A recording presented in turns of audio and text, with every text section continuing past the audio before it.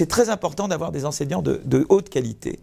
Et ce qu'ont très bien réussi à faire les Finlandais, c'est qu'ils ont un système de formation Bac+5, et après le Bac+5, il y a 1 an et demi de formation des maîtres. Et ça, c'est partout. Donc c'est formé par les universités, mais il y a un examen national. Et puis il y a des examens organisés par les universités.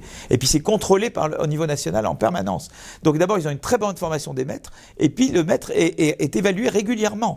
Et si la performance se détériore, il doit être recyclé, il doit se reformer, il doit se réactualiser. Donc ça, c'est le premier élément, la qualité du prof.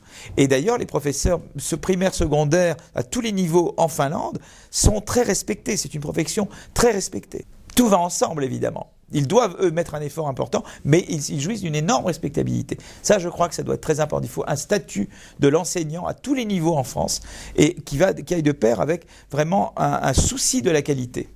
Et lui donner les moyens de se perfectionner, de s'améliorer en permanence. Ça, je crois que c'est fondamental. C'est le numéro 1, c'est le critère numéro 1. Très important. La deuxième chose qu'ont fait les Finlandais, c'est qu'ils ont tout un système pour lutter contre le redoublement et l'échec scolaire.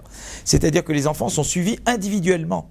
Si on voit un enfant en difficulté, il est suivi. Et il a des tuteurs, ou bien un enfant ou un groupe, un petit groupe, et de façon à empêcher le redoublement. Très tôt. Et c'est fait dès le début, quoi. Donc ça, à mon avis, ces deux éléments-là sont clés, quoi. Je crois que ça, c'est la clé d'un système qui est performant. Donc ça, c'était les deux révolutions à mener au niveau primaire-secondaire.